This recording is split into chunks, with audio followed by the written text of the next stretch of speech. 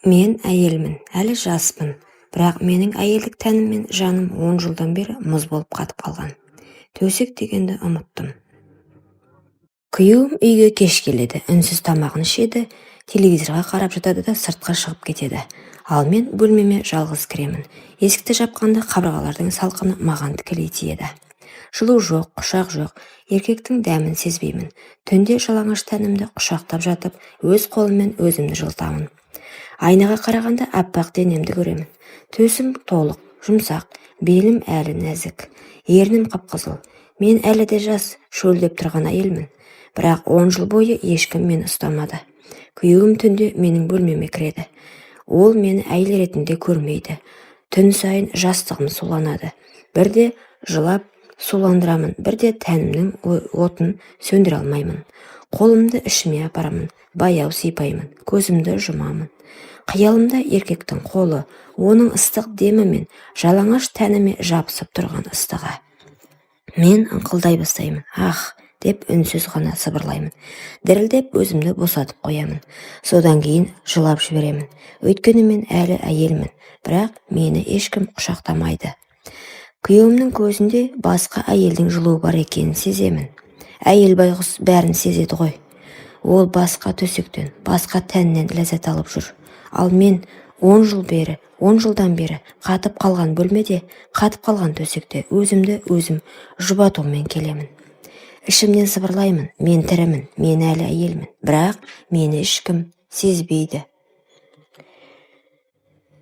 Күйеуімнің маған 10 жыл бойы жоламағанын іштей түсінбей жүрдім. Бірақ бір күні шындықты өз көзіммен көріп қалдым. Түн ортасында ол үйге келмеді. Терезеден қарасам, ауладағы көлігінде бір әйелдің силуэті көрінді. Әйелдің шашы тарқатылып, мойны ашық, ал күйеуімнің басы оның кеудесінде жақын тұр. Жүрегім тоқтап қалғандай болды. Қолымнан жастығым түсіп кетті. Жалаңаш денемді орамалға орап, терезеден қарауды жалғастырдым. Менің күйеуім басқа әйелдің төсін сүйіп отыр. Мен 10 жыл бойы бір сипауды аңсадым, ал ол бөтен әйелдің денесін қалап жүр екен. Ашуым да, қызғанышым да, өкінішім де бірдей көтерілді. Көзімнен жас парлап шықты, бірақ бойымдағы бір ол кенет қайта тұтанды. Демек, ол басқа әйелдің тәнін сүйеді. Демек, мен әлі де біреуге керекпін.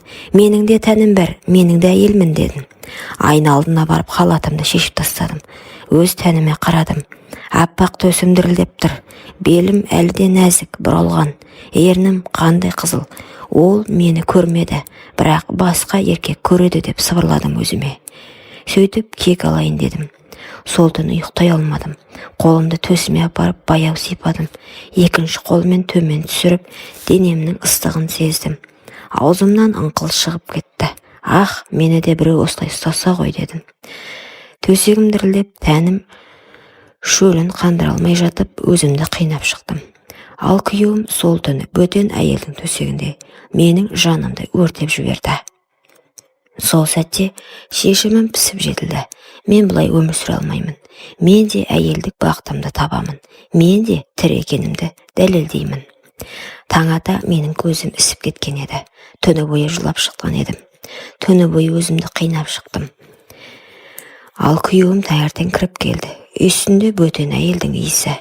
Менің жаным қиналып, қолым қалтырап кетті. Қашанға өз-өзімді қанағаттандырып жүремін дедім. Мен оның бетіне қарауға батпадым. Ол мені байқамады да, үстелден нан жеп телефонға үңіліп отырды. 10 жыл бойы осы өмірде көндім. Бірақ бұдан әрі шыдай алмаймын деп ойладым. Сол сәттен бастап менің қолым қалам іздеді. Қағаз алдым. Қолым дірілдеп, бірақ жүрегімнен шыққан әр сөзді жаздым. Хатым, енеме, мен сізді сыйладым. Осы үйдің бар тәртібін ұстандым. 10 жыл бойы ұлыңыз менің қасыма жатпады. Жатқанмен мені қандыра алмады. Мен әйел болсам да еркектің құшағын көрмедім. Түн сайын жалғыз жаттым. Шөлдеп, жылап, тәнімді құшақтап шықтым. Ал бүгін оның басқа әйелмен болғанын көрдім. Мен бұдан әрі шыдай алмаймын. Менің де жүрегім бар. Менің де тәнім бар. Мен де әйелмін. Мен кетемін. Мені сөкпеңіз. Мен тек өз бақытымды табуға барамын. Хатты жастығымның үстіне қойдым. Орамалға оранып, шашымды тарқатып, айна алдына қайта қарадым. Көзімнің іші жасқа толы болса да, жүзіме бір жалын бітіпті. Мен өзіме іштей уәде бердім. Мен тірімін, мен әлі жаспын. Мен өзімді өлтірмеймін, мен өз бақытымды табамын. Сол сәттен бастап менің жанымда басқа бір күш оянды. Бұл мені еркектің қолы, еркектің дәмі аңсаған әйелдің күші еді. Үйден шыққан күнімде менің жанымда жеңілдік те, қорқыныш та болды. Енемнің бөлмесінде қалдырған хат менің соңғы үнсіздігім еді. Ал алда белгісіз, бірақ жүрегімді тарқататын бір әлем бардай сезіндім. Көшеде келе жатып, мен өзімді өзгеше сезіндім. 10 жыл бойы тұншыққан әйел енді еркін демалғандай еді. Киімім денеме жабысып, әр қадамда белімнің қозғалысын өзімде сезетін болдым. Әр жанар маған қадалғандай. Сол сәтте кафенің алдында бір жігітке көзім түсті. Жас, жігерлі, жанары өткір. Ол менің жүзіме тіке қарады. Жүрегім дүрсілдеп кетті. Көзімді тайдыра алмай қалдым. «Кешіріңіз, сізді бір жерден көрген сияқтымын», деді ол жымиып. Мен ыңғайсызданып, бірақ жүрегім қатты қалап, соғып тұрды. «Жоқ, мүмкін», дедім күмілжіп. Ол қолын созды. Қолын алған сәтте денемне бір ыстық тоқ жүріп өткендей болды. 10 жыл бойы еркек қолын сезбеген нәзік алақаным сол сәтте қайта тіріліп кеткендей. Жүрегім ішімнен сыбырлады. Осы жігіт, осы жігіт. Менің қиялымды шындыққа айналдыратын сияқты. Біз ұзақ сөйлестік. Оның дауысы еркектік сенімділікке толы.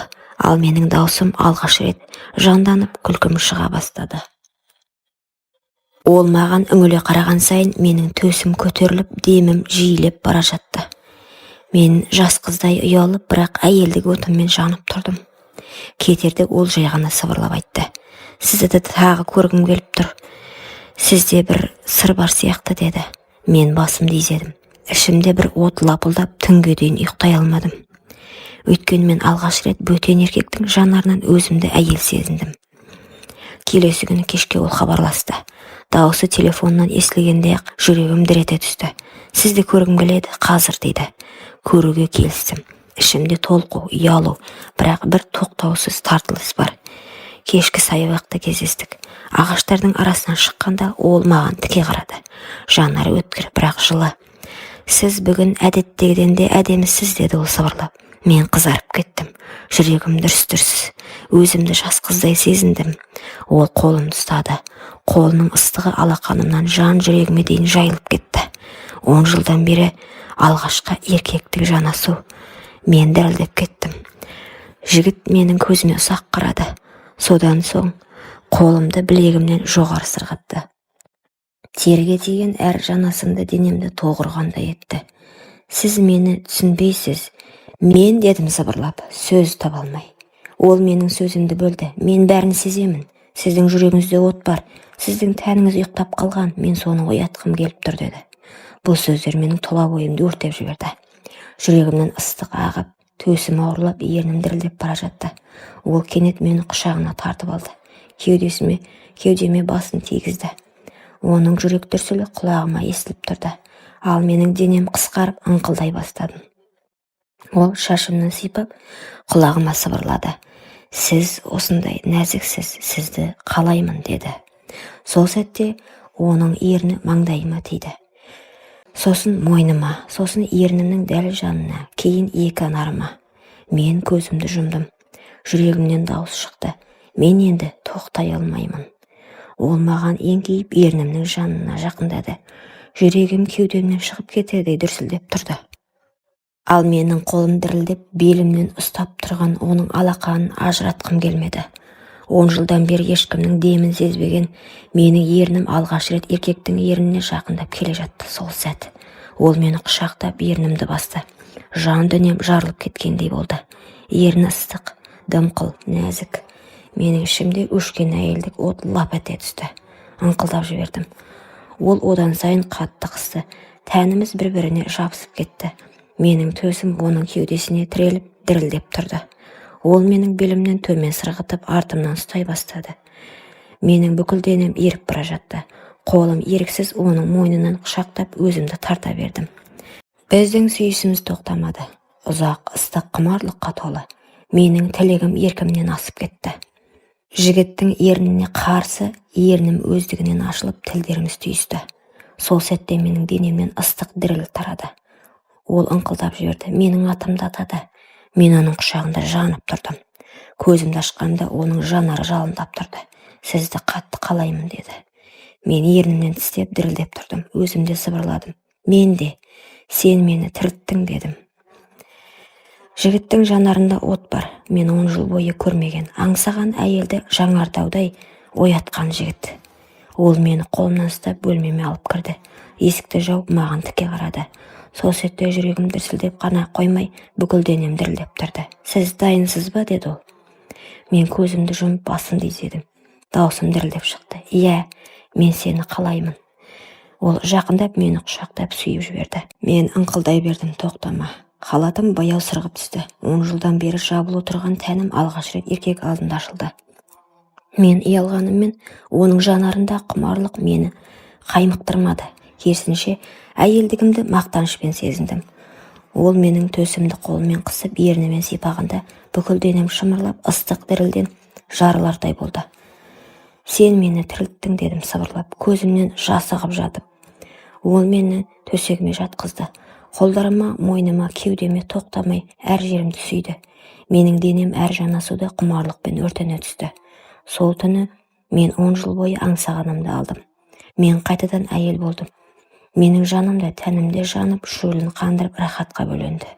Таң атқанда ғана біз бір-бірімізге құшақтасып құлап түстік. Мен оның кеудесіне басымды қойып сыбырладым. Жаңа өмірге қадам басқалы жүргенімде сыртта біреу бізді бақылап тұрғанын білдім. Ал ол менің 10 жыл бойы төсегін суытқан күйеуім еді. Соңғы өтінері менің өзгергенімді байқапты. Жүзім нұрланып, көзім жайнап кеткен. Өзге әйелдің құшағында жүрсе де, ішкі түкпірінде бұл әйел тек менікі деген еркектік қызғаныш маза бермепті. Ақыры бір түні артымнан аңдып келді. Мен жігіттің құшағында жатқанмын. Төсек ыстығынан буылып, тәнім мен жаным от боп жатқан шақ. Мен ыңқылдап, оның әр жанасуына еріп, әйелдігімді толық сезініп жатқанда, есік алдынан сықыр естілді. Көзім ілінбеген, бірақ ол бәрін көріп тұрды. Күйеуім. Ол көлеңке арасында тұрып, көзін алмай тістеніп қарады. Менің жай қайымды, жігітіңнің ыстық демін бәрін естіді. Мен бұрын ешқашан оған шықпаған даусымды, ешқашан оған ашылмаған әйелдік сырды бөтен еркектен көрді. Жүрегім шаншып кеткендей болды. Бұл менікі еді. Қалайша ол басқа біреудің құшағында? Мен оны жылдар бойы құшақтамадым, бірақ ол шынымен бақытты болып қалған ба? Оның көзінен жас шығып кетті. Ашу емес, қызғаныш емес, қайғы мен өкіну. Өз қолымен өз әйелін өшіріп, басқа еркектің қолына итеріп берген енді түсінді. Бірақ кері қайтуға кеш еді. Өйткені дәл қазір ол мені бұрынғыдан да шынайы, ыстық, толыққанды әйел болып көрді. Ал бұл әйел оған енді қайтып тиесілі емес еді. Таңертең ол көз жасын сүртіп үйіне оралды. Жан дүниесі алай-дүлей. Жаңа әйелінің қасында жатса да, құлағына менің ыңқылым, көз алдында менің құштарлыққа толы бейнем келе берді. Бұл оны тірідей өртеген азап еді. Ал менше, мен жаңа өмірге қадам басып үлгердім. Күйеуім сол түні мені көргеннен кейін тыныштық таба алмады. Жаңа әйелінің жанында жатып та көзін жұмса да, менің басқа еркектің құшағында балқып жатқанымды естігендей болды. Бұрынғыдай өзін еркек сезіндіретін ештеңе қалмады. Жаңа әйелінің күлкісі де құшағы да енді жанын жылытпады. Қайта әр жанасу оған менің жоқтығымды еске алып, жүрегін қан жылытты. Ол өзін өзі жегідей жей бастады. Неге мен 10 жыл бойы әйелімді құшақтамадым? Неге мен оны жатын бөлмеден қуып бөтен етіп қойдым? Ол мені күтіп еді ғой, бірақ мен басқаға кеттім. Енді ол басқа еркектікі. Осы ойлар күйеуімді күндіз-түні тынышсыз етті. Ол қызғаныш пен өкінудің ортасында тұншығып жатты. Өзінің кінәсін түсінсе де жоғалтқанын қайтара алмайтынын білген сайын азапқа батып бара жатты. Мені тек төсекте ғана емес, күнделікті өмірде нәзік әйелдей сыйлады. Ол әр күнімді мәнді, әр түнімді ыстық етті. Оның жанында мен өзімді тірі, қалаулы, сүйікті сезіндім. Әр түн біз үшін жан мен тәннің тоғысқан мерекесі. Әр таң біз үшін жаңа бақыттың бастауы. Мен алғаш рет әйел деген сөздің шынайы мағынасын түсіндім. Жүрегім тыныштық тапты. Мен өзімді ешқашан кінәлі сезінбедім. Себебі мен бақытты болуға лайық адаммын. Ал күйеуім ше, ол күннен күнге шөгіп бара жатыр. Жаңа әйелінің қасында жүрсе де көзінде қуаныш қалмады. Менің бейнемнен, менің жан айқайымнан құтыла алмай, бір сәт тыныштық таппады. Бірі отқа өртеніп, қайта туған әйел, бірі өз қолымен бәрін жоғалтып жалғыз қалған еркек. Бұл тағдырдың әділеті еді. Ол менікі еді. Ол қалайша басқаға кетті? Егер ол менікі болмаса, ешкімге де бақыт сыйламау керек. Түнде біздің есігіміздің алдымызға келді. Қолында бөтелке, жанарында қайғы. Терезеден ішке үңіліп, мені жас жігіттің құшағында бақытты күйде көрді. Оның жүрегі шыдамады. Бөтелкені сығып тұрып қабырғаға лақты. Дауыс шыққанда бір екеуміз селк етіп терезеге қарадық. Қараңғыда күйеуім тұр еді. Көзі қанталып кеткен. Сен менікі едің, деді. Дауысы дірілдеп шықты. 10 жыл күткен әйел. Сен қалайша? Жас жігіт орнынан атып тұрды. Ал мен тұрып байсалды түрде күйеуіме қарадым. Жоқ, мен сенікі емеспін. Мен әйелмін. Менің жаным, тәнім, жүрегім бар. Сен 10 жыл бойы соны өлтірдің, ал ол мені қайта тірілтті. Бұл сөздер оны күйретіп жіберді. Күйеуім жерге тізерлеп отырып, басын ұстап айғайлап жіберді. Мен сені жоғалттым. Көзінен жас ақты. Ол басын көтерді де қолын жүрегіне қойып, мен енді сенсіз өмір сүре алмаймын, деді. Сол сәтте ол жанұшыра орнынан тұрып есіктен қашып шықты. Бірақ артына қайтып қарамады. Біздің көз алдымызда қараңғыға сіңіп кетті. Арақпен баспақшы болыпты, бірақ сол қызғаныш пен өкініш оның түбіне жеткен екен. Ал менше, мен жас жігіттің құшағында өмірімді жалғастырдым.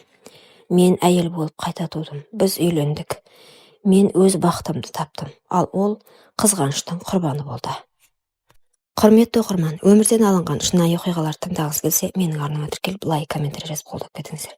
Келесі кездескенше.